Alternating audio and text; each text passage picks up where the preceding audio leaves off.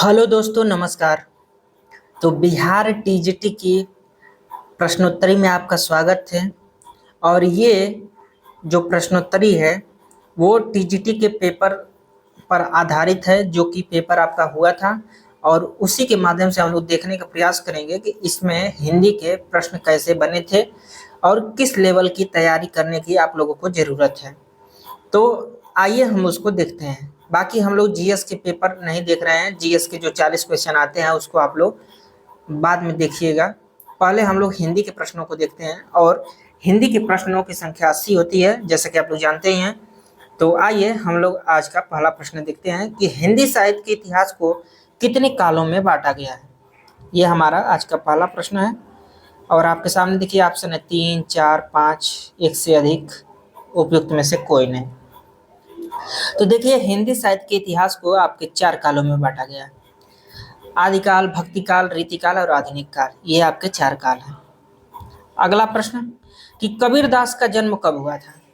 तो कबीरदास जी का जन्म जो था 1398 ईस्वी में, जो लहरताला नामक तालाब था उसके किनारे पाए गए थे।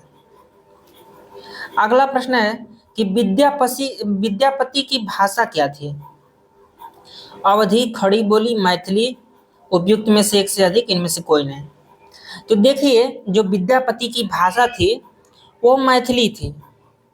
और विद्यापति की ज़्यादातर जो रचनाएं हैं वो संस्कृत में मिलती हैं। मैथिली में इनकी सिर्फ 2 ही रचना मिलती है, एक गोरक्ष विजय नाटक था, एक पदावली थी। बाकी अवहट्ट में इनकी रचनाएं मिलती है, कीर्तिलता, कीर्तिपताका। अब बाकी जितने रचनाएं हैं, 14 ग्रंथ लिखे हैं लगभग, तो उनमें जितनी रचनाएं हैं वो सब संस्कृत भाषा की हैं। तो इस चीज को आप लोग ध्यान दीजिए।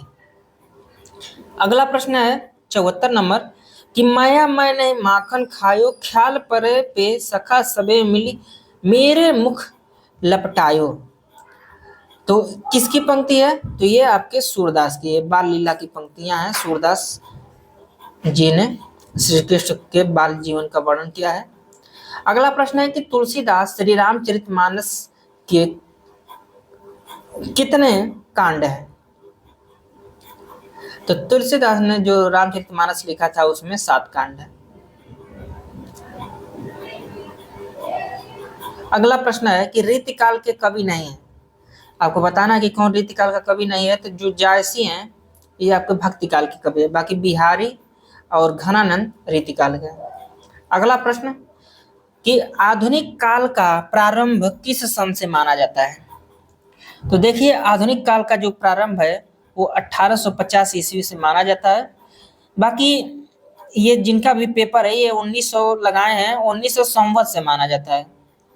जो आपके शुक्ल जी माने हैं वो संवत है, और संवत में से 57 घटाने पर आपका ईस्वी सन आता है।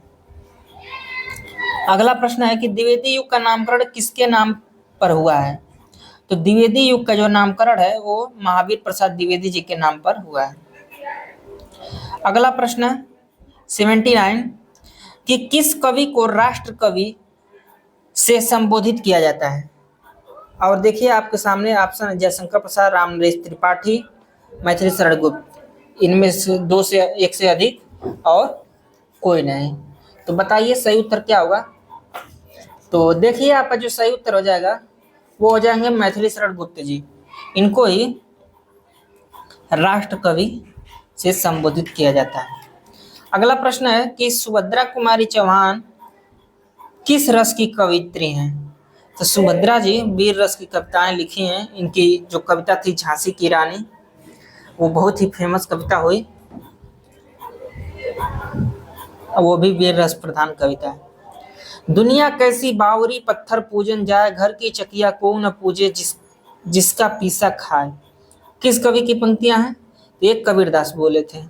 कबीरदास लोगों का विरोध करते हुए बोले थे कि लोग दुनिया में कैसे हैं कि पत्थर का पूजन करते हैं, घर की चक्की को कोई नहीं पूछता है जिसका पीस करके खाते हैं। गोदान किसका लिखा उपन्यास है। तो ये तो नॉर्मल सा प्रश्न हो गया, प्रेमचंद जी का। अगला प्रश्न कि शतरंज के खिलाड़ी किस विधा की रचना है। तो देखिए शतरंज के खिलाड़ी जो हैं वो आपका कहानी है प्रेमचंद की, तो इनमें से कोई नहीं हो जाएगा। ठीक है, अगला प्रश्न, पुष्प की अभिलाषा कविता किसकी है? तो पुष्प की अभिलाषा आपके माखनलाल चतुर्वेदी जी की कविता है। अगला प्रश्न, निम्नलिखित में से उपन्यास कृति का चयन करना है। तो देखिए, कर्मभूमि उपन्यास है, गोदान भी उपन्यास है, उसने कहा था ये कहानी है, ये आपके गुलेरी जी की कहानी है, चंदा शर्मा गुलेरी। तो आपका सही उत्तर हो जाएगा उपयुक्त में से एक से अधिक।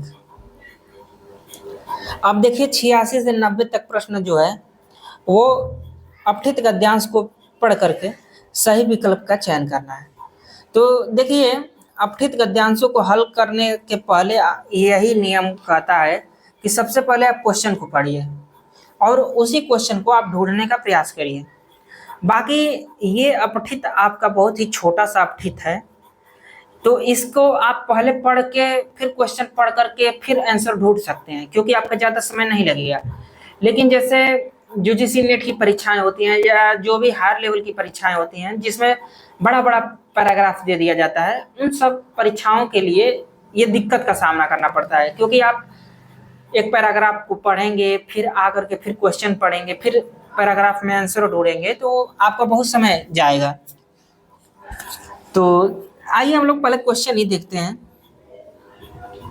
देखिए, क्वेश्चन है कि मनुष्य विधाता की सृष्टि का सर्वाधिक चिंतनशील प्राणी है में किसकी चर्चा की गई है? विधाता की सृष्टि की, मनुष्य की, उपयुक्त में से एक से अधिक, इनमें से कोई नहीं। तो देखिए, इसमें आपका जो सही उत्तर हो जाएगा, ये पैराग्राफ में मनुष्य की चर्चा की गई है, तो इसलिए आपका सी ऑप्शन सही हो जाएगा। ठीक है, प्रकृति परिवेश किसके लिए मुस्कुराता है? तो प्रकृति परिवेश जो है वो मनुष्य के लिए मुस्कुराता है, आपका ए ऑप्शन सही है। जागरण गीत कौन गा रहा है? तो देखिए, जागरण गीत जो है वो प्रातः काल की किरणें गा रही हैं, तो किरणें हो जाएगा, सुबह सुबह की किरणें, तो इसलिए आपका बी ऑप्शन सही हो जाएगा, 88 का बी। इसके बाद 89 नंबर कि वाटिका के पुष्प किसका पथ सुरभित करते हैं? तो वाटिका के जो पुष्प हैं वो मनुष्य का पथ सुरभित करते हैं। अगला प्रश्न, वैश्वीकरण के मार्ग प्रशस्त होने का क्या अर्थ है? मार्ग प्रशस्त होने का मतलब है मार्ग सुलभ होना। अब देखिए, 91 से लेकर के 95 तक इस अपठित गद्यांश से आपको उत्तर की चर्चा करनी है। अब उत्तर बताना है कि इनमें किसकी चर्चा की गई है उस अपठित गद्यांश में, तो आप लोग उसको जरूर पढ़िएगा। तो देखिए, इसमें सफलता की चर्चा की गई है, प्रसन्नता की गई है, इसलिए आपका डी ऑप्शन से हो जाएगा एक से अधिक। अगला प्रश्न, गतिशील रहने की ऊर्जा कब मिलती है? और देखिए, आपके सामने ऑप्शन है, तो जानते हैं ऐसे प्रश्नों को हल करने का सबसे अच्छा तरीका है कि आप क्वेश्चन को देखिए, क्वेश्चन के बाद जा करके आप उस पैराग्राफ में देखिए, पैराग्राफ में कहाँ पे आपका आंसर है और उसके ट्रिक करिए। तो गतिशील रहने की ऊर्जा हमें कब मिलती है? तो सहजानुभूति में। अगला प्रश्न है कि बच्चे को हंसने की इच्छा कब होती है? तो माँ की जो मुस्कान देखता है बच्चा, तब उसको हंसने की इच्छा होती है। देखिए, पैराग्राफ में सीधा सीधा दिया है, ठीक है। तो जैसे जब पैराग्राफ में दिया गया है तो आप वहाँ से देख करके और सीधे ट्रिक लगा सकते हैं, इसीलिए जोर दे रहे हैं कि पहले आप इसको पढ़िए पैराग्राफ क्वेश्चन को, उसके बाद पैराग्राफ को देखिए और सही उत्तर का चयन कर लीजिए। अब ये 94 नंबर पर है, पिता की उंगली पकड़कर किसे भागने की इच्छा होती है? तो इनमें से कोई नहीं। देखिए, पिता की उंगली पकड़ करके मनुष्य को भागने की इच्छा होती है और मनुष्य इसमें ऑप्शन में है नहीं, इसलिए आपका ये ऑप्शन सही है। सरस्वती के उपासक कैसे बनते हैं? तो सरस्वती के उपासक साहित्य चर्चा और साहित्य सृजन से बनते हैं। अगला प्रश्न 96 से लेकर के 100 तक के बीच में है कि पर्वतीय प्रदेश संगीतमय कैसे बनता है? तो जो पर्वतीय प्रदेश है वो झरने से संगीतमय बनता है। ठीक है। अगला, सरिता का निकटवर्ती क्षेत्र हरा भरा कैसे हो जाता है? तो सरिता का निकटवर्ती क्षेत्र सरिता की जल तरंगों से हरा भरा हो जाता है। पत्थर से शिव बनने का क्या अर्थ है? पत्थर से शिव बनने का देखिए सीधा सीधा अर्थ है कल्याणकारी होना। C option. अगला प्रश्न, कि वनस्पतियों के नए नए लता गुल्म दूर दूर कैसे पहुंच जाते हैं? आपके सामने देखिए ऑप्शन दिया गया, सही उत्तर का चयन करना है। तो आपका जो सही उत्तर हो जाएगा वो हो जाएगा कि पक्षियों के माध्यम से। अगला है कि बसंत में कलियों में मुस्कान क्यों आती है? तो बसंत की भीनी भीनी हवा से कलियों में मुस्कान आती है। अब अगला प्रश्न है, ये पैराग्राफ है, इससे 101 से लेकर के 105 तक के प्रश्न इसी से रहेंगे। कि विधाता की सृष्टि किस प्रकार आलोकित है? तो विधाता की जो सृष्टि है वो सूर्य और चांद की आभा से आलोकित है। इसके आगे 102 नंबर, किसे परिलसित होने की बात कही गई है? तो आपका सही उत्तर हो जाएगा सृष्टि। अगला प्रश्न, विधाता को बार बार धरती पर अवतार क्यों लेना पड़ता है? तो आपका सही उत्तर हो जाएगा मानवीय भावाकर्षण के कारण। यह भूमि धन्य कैसे हुई? 104 का सही उत्तर हो जाएगा संत महात्माओं को पाकर। किसको सत सत नमन किया गया है? तो मातृभूमि को सत सत नमन किया गया। अगला प्रश्न, गुरु मोमबत्ती की तरह गलकर शिष्य को उजाला देता है। ये पूरा पैराग्राफ है, इसमें आपको 106 से 110 तक का आंसर करना है क्वेश्चनों का। तो आपका सही उत्तर हो जाएगा कि गुरु का मोमबत्ती की तरह जलने का क्या अर्थ हो जाएगा? तो देखिए, जो गुरु मोमबत्ती की तरह जलता है, तो यानी कि आपका जो सही उत्तर हो जाएगा वो हो जाएगा कि वो अपना पूरा समय देता है, तब जाकर के एक अच्छे शिष्य का निर्माण होता है। तो जलना गलना का अर्थ हो जाएगा सद्कार्य करना, जीवन खपाना नहीं होगा। अगला, सानिध्य पाना का क्या भाव है? सानिध्य पाने का मतलब है कि किसी का साथ पा जाना। इसके बाद अगला प्रश्न, आत्मविश्वास का आलोक क्या है? तो आत्मविश्वास का जो आलोक है वो है कर्म पथ पर चलने का सुदृढ़ निश्चय। इसके बाद 109 नंबर, लक्ष्य प्राप्ति का आधार क्या बताया गया है? तो लक्ष्य प्राप्ति का जो आधार है वो आत्मचिंतन और आत्मविश्वास को बताया गया है। मस्तक के पसीने को साफ करने के लिए ध्वज लहराना का क्या भाव है? 110 का सही उत्तर बताइए। तो सफलता का निश्चयन। अगला है कि स्वर संधि शब्द का चयन करिए। अब ठीक प्रश्न खत्म हो गए, अब मेन हिंदी के प्रश्न हैं। इसमें से आपको सामने ऑप्शन दिए गए हैं, आपको बताना है कि किसमें स्वर संधि है। तो देखिए, आपका जगदीश जगत प्लस इस व्यंजन संधि हो जाएगा। परोपकार, तो परोपकार में आपका परोपकार गुण संधि हो जाएगा, यही स्वर संधि है। ठीक है, इसी में स्वर संधि है। बाकी सज्जन में सत धनजन, यहाँ भी आपका व्यंजन संधि हो जाएगा। अगला प्रश्न, विसर्ग संधि शब्द का चयन करना है। तो विसर्ग संधि जो हो जाएगा नम धनते नमस्ते, ये विसर्ग संधि हो जाएगा। क्योंकि नर इंद्र और विद्यालय ये दोनों स्वर संधि के उदाहरण। नर इंद्र में आपकी गुण संधि हो जाएगी, ये गुण संधि, और विद्यालय में आपकी दीर्घ संधि हो जाएगी। ठीक है। अगला, दयानंद का संधि विच्छेद है। तो दयानंद का संधि विच्छेद होगा दया प्लस आनंद, सी ऑप्शन। हिंदी में समास के कितने भेद होते हैं? तो हिंदी में 6 प्रकार के समास। कर्मधारय समास का चयन करना है। तो देखिए आपका कर्मधारय समास हो जाएगा एक से अधिक में, ठीक है, क्योंकि काली टोपी में भी कर्मधारय हो जाएगा और नील कमल में भी कर्मधारय होगा। बाकी चौमासा में आपका द्विगु समास हो जाएगा क्योंकि ये संख्यावाची है, द्विगु समास। अगला, नीलकंठ में किस समास की योजना की गई है? तो देखिए ये कंफ्यूजिंग क्वेश्चन है। कंफ्यूजिंग इसलिए कि जो चौथा ऑप्शन है कुछ लोग इसी को सही मान रहे हैं, क्योंकि भाई स्वाभाविक सी बात है, बहुव्रीहि भी हो जाएगा, कर्मधारय भी हो जाएगा। लेकिन ये उस स्थिति में बहुव्रीहि समास हो जाता है जिस स्थिति में सिर्फ समासों के नाम दिए रहते, चार, मान लीजिए चार ऑप्शन दिए गए हैं और उसमें से आपको बताना है कि इसमें कौन सा समास होगा, तो बहुव्रीहि हो जाएगा। लेकिन जब एक से अधिक की बात की गई है तो आपका डी ऑप्शन सही हो जाएगा। उसके बाद व्याकरण में शब्द, सब्जेक्ट का हिंदी पारिभाषिक शब्द क्या होगा?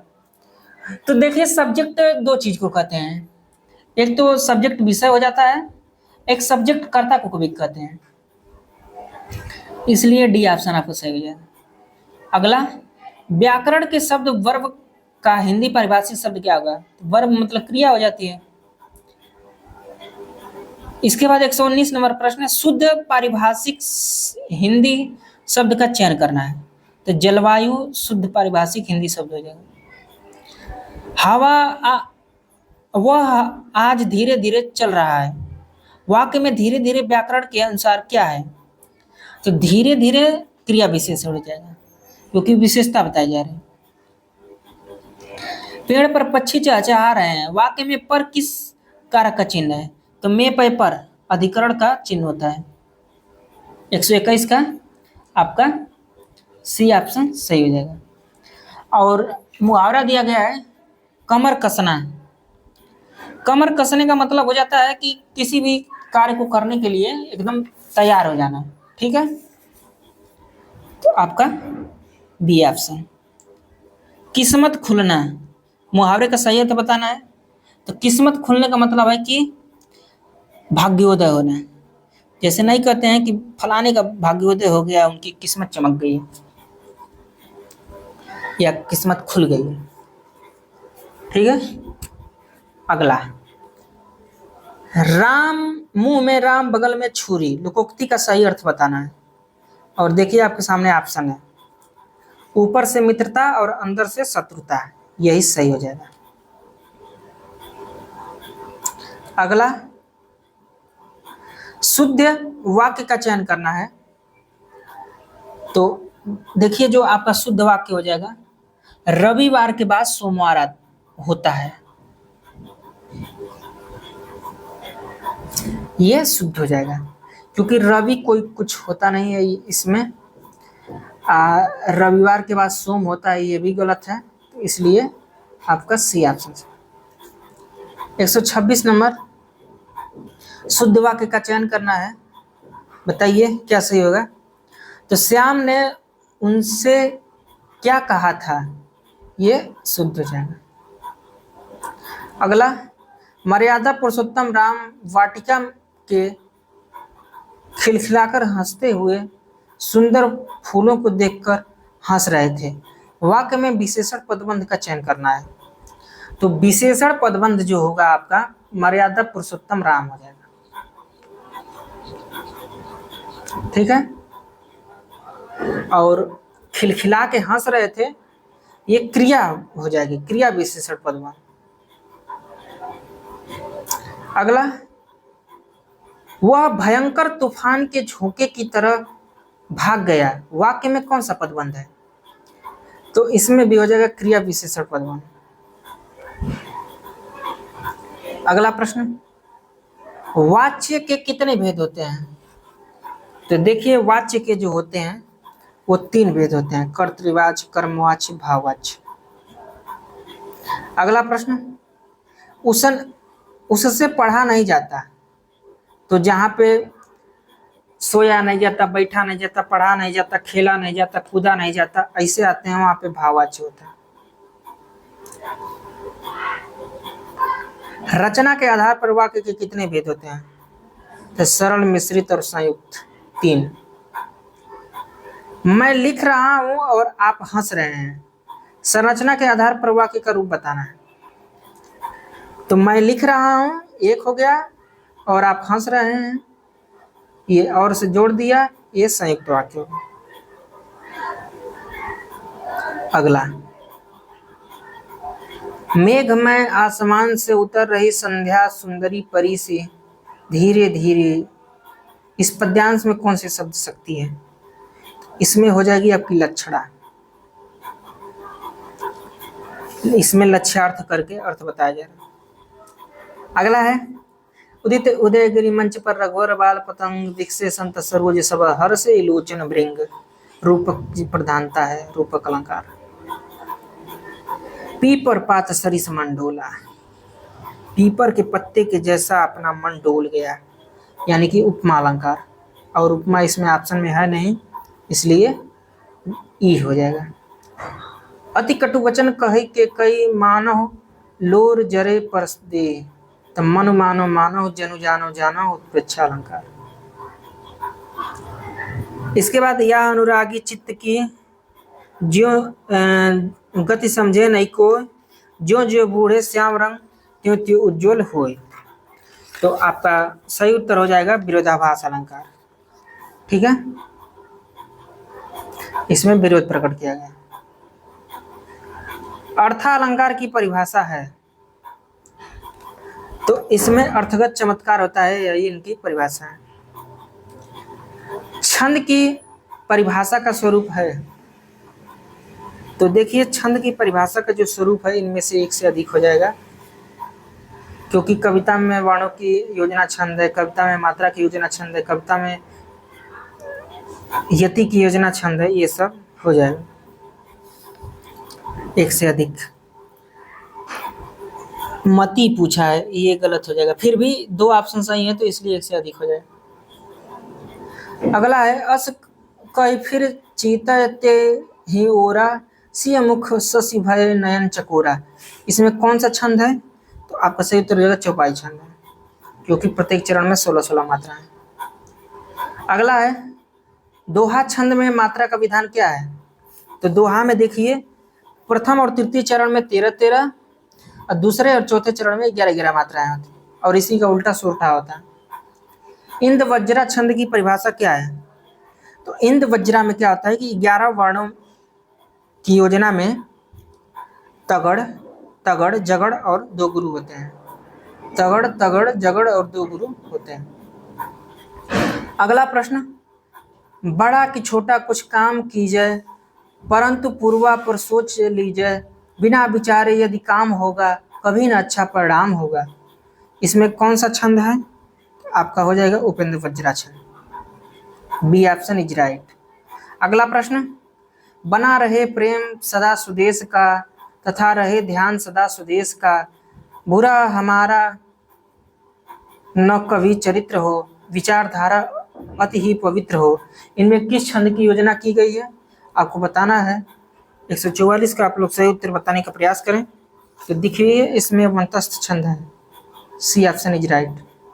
अगला प्रश्न, कि आचार्य भरत मुनि ने काव्य गुणों की संख्या कितनी मानी है?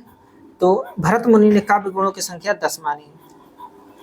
अगला प्रश्न, मंद मंद मुरली बजावत अधर धरे, मंद मंद निकरचो मुकुंद मधुवन ते। इसमें किस काव्य गुण की योजना है? तो माधुरी गुण है।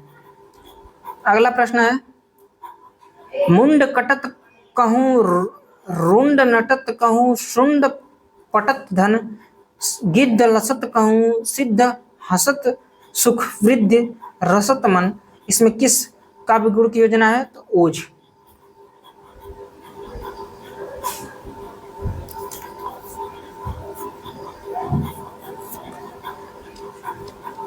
अगला प्रश्न 148 नंबर,